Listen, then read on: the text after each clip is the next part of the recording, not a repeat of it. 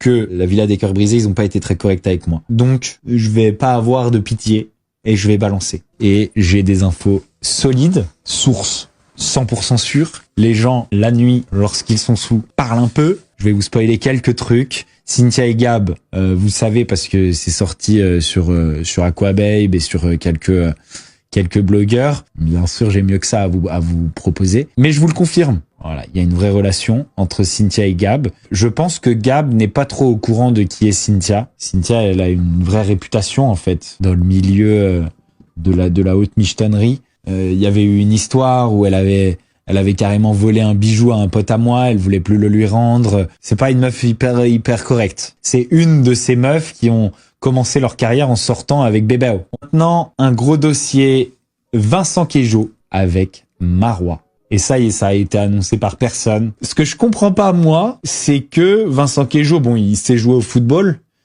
mais sa carrière est quand même relativement limitée dans le foot. Et ses revenus, donc, un petit peu limités pour Marois aussi.